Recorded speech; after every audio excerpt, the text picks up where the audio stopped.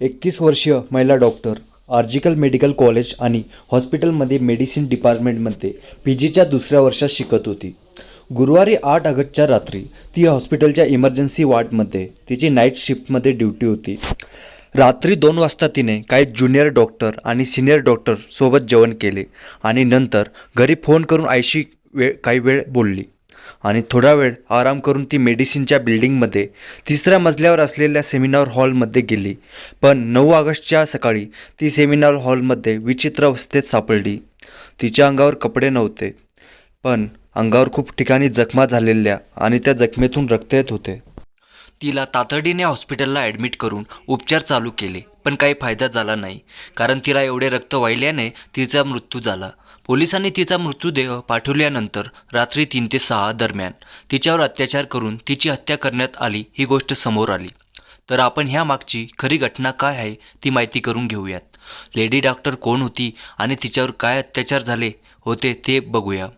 कोलकातामध्ये मयुरी डॉक्टरचे शिक्षण घेत होती. त्याचबरोबर ती आर्जीकर हॉस्पिटलमध्ये ट्रेनी म्हणून काम करत होती. ती डॉक्टर बनाव त्यासाठी तिच्या आईवडिलांनी खूप कष्ट केले आणि अखेर ती डॉक्टरसाठी शिक्षण घेऊ लागली.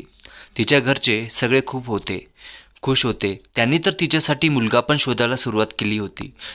ते खुश होते कारण त्यांच्या मुलीने त्यांचे स्वप्न पूर्ण केले होते. ती डॉक्टर होऊन समाजसेवा करणार होती. त्या रात्री मयुरीची नाईट शिफ्ट होती. तिने ही गोष्ट आईवडिलांना फोनवर सांगितली होती, पण तिच्या आईवडिलाला पहिलेच माहीत होते. डॉक्टर असल्यावर अशी ड्युटी तर करावीच लागते, त्यामुळे त्यांना एवढे टेन्शन नव्हते.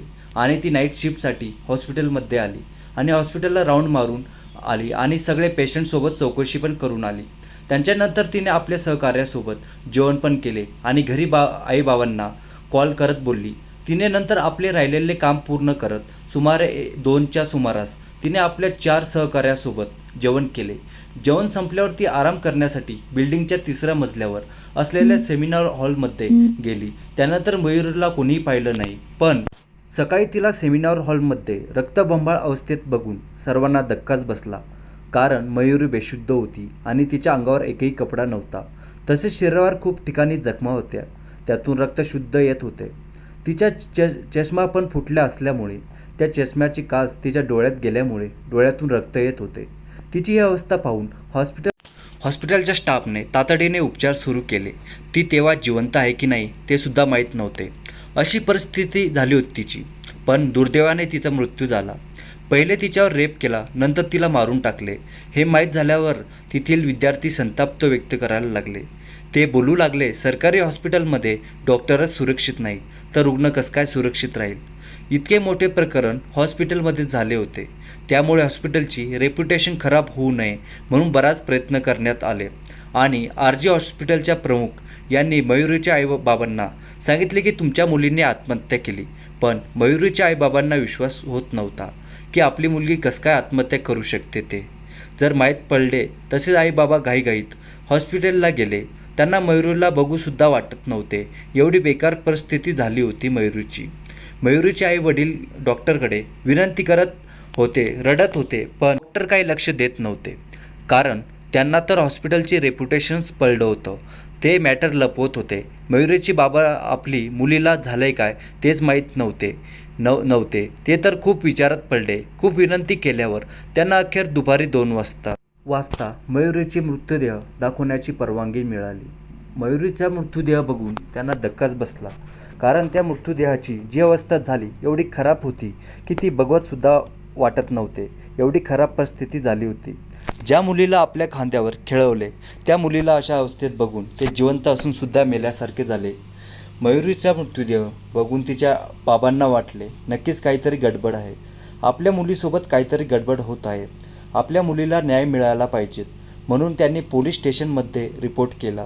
पोलिसांनी कसून चौकशी केली असता त्यांनी सगळे CCTV कॅमेरा चेक केले, तर सकाळी 4 वाजता हॉस्पिटलचा एक कर्मचारी सेमिनार हॉलमध्ये जाताना दिसला. तसेच हा कर्मचारी घाईघाईत 40-45 मिनिटांनी बाहेर असल्याचं पण दिसले. पण त्या आरोपी डॉक्टरचा चेहरा झाकल्या असल्यामुळे त्याची ओळख पटत नव्हती. आरोपीला कसं ओळखायचं हे मोठे आव्हान पोलिसांसमोर होते. तो डॉक्टर आरोपी सुरुवातीला सेमिनार हॉलमध्ये गेला तेव्हा त्याच्या कानाला हेडफोन होते, पण जेव्हा तो बाहेर पडला तेव्हा हेडफोन नव्हते हे जेव्हा पोलिसांच्या लक्षात आलं तेव्हा या प्रकरणात ही माहिती हाती लागल्यामुळे पोलिसांनी सगळ्या कर्मचाऱ्यांचे फोन जमा केले आणि आपल्या सापडलेल्या ब्लूटूथ हेडफोन कोणत्या मोबाईलला ॲटोमॅटिक कनेक्ट होतात ते बघू लागले. तर एका कर्मचाऱ्याचा मोबाईलला कनेक्ट झाले. तो कर्मचारी म्हणजे संजय रॉय. या कारणामुळे संशयित आरोपीला पोलिसांनी अटक केली आणि त्याच्यावर गुन्हा दाखल केला आणि चौकशी केली असता त्या आरोपीने गुन्ह्याची कबुली दिली आहे आणि अजून पण खुलासे देखील केले आहेत. तर आपण जाणून घेणार आहे कोण आहे हा संजय रॉय. संजय रॉय हा 2019मध्ये या हॉस्पिटलमध्ये जॉबसाठी जॉईन झालेला. तो बराच काळ इथे काम करत असल्याने त्याला प्रत्येक विभागाची माहिती होती. जेव्हा मयुरीचा मृतदेह पोलिसांनी पोस्टमॉर्टमसाठी पाठवला तेव्हा तिच्यावर बलात्कार झाल्याचं स्पष्ट झाले. तिच्या अंगावर ओरखडे स्पष्ट दिसत होते आणि बलात्कार करून नंतर तिची हत्या करण्यात आली होती. बिचारी मयुरीच्या खालच्या भागातून रक्त येत होते. डोळ्यातून रक्त, तोंडातून रक्त येत होते. तिचे डोके भिंतीवर आपटले हेही सांगण्यात आले. तिची मानेचे हाड मोडल्याने तिची गळा दाबून हत्या करण्यात आली हे स्पष्ट झाले. तिच्या अवतीभोवती झालेल्या जखमा बघून हे एका माणसाचे काम नसून 4-5 लोकांचे काम आहे. ही घटना सुमारे 4-5 वाजताच्या दरम्यान घडली असावी आणि तिने स्वतःचा प्राण वाचवण्यासाठी खूप प्रयत्न केला असावा असे समजून येत होते. अखेरीस तिने आपले प्राण गमावले. ती मेली तरी तिचा आरोपी अत्याचार करत होता. कदाचित त्यांची नजर पहिल्यापासून मयूरवर असायची. जेव्हा त्यांना माहीत झाले असेल की मयुरी सेमिनार हॉलमध्ये एकटी आहे तर त्याच्यातील राक्षस जागाच झाला आणि त्याने अमानुषपणे अत्याचार केला, तिला मरेपर्यंत. आरोपीला अश्लील व्हिडिओ पाहण्याचा व्यसन होते. त्याचे 4 लग्न झाले होते आणि 3 बायका तर त्याला सोडून गेल्या होत्या आणि 4थी बायको कॅन्सरने मरून गेली होती. तो तर त्यांच्या बायकोसोबत ही अत्याचार करत होता. त्याची आईसुद्धा त्याच्यापासून वेगळी राहते आणि ही घटना घडली तर ती त्याला स्वतःचा मुलगा म्हणून घ्यायला पण मना करत होती. त्याची मोठी बहीण पोलीसमध्ये उच्च पदावर असूनसुद्धा तो इतक्या खालच्या पातळीवर जाईल यात विश्वास बसत नाही. तसेच या अगोदरही सोबत काम करणाऱ्या महिलांसोबत विनयभंग केल्याचा आरोपही आहे. त्याच्यासोबत कोणी संबंध ठेवत नसे. एक महिलेने सुद्धा सांगितले की ती एकदा त्या हॉस्पिटलला गेली मुलाला घेऊन उपचारासाठी. तेव्हाही संजय रॉयने तिला कळू न देता तिचा नंबर घेतला. तेव्हापासून तो त्या महिलेला त्रास द्यायचा. तो सहकर्मी महिलेसोबत पण खूप त्रास द्यायचा. जर एखाद्या महिलेने धाडस त्याच्या विरोधात रिपोर्ट केला असता तर आज महिला डॉक्टर जिवंत असती. त्या आरोपीला शिक्षा व्हायला हवी हीच ईश्वरचरणी प्रार्थना करतो आणि मयुरीच्या आत्म्याला शांती मिळो.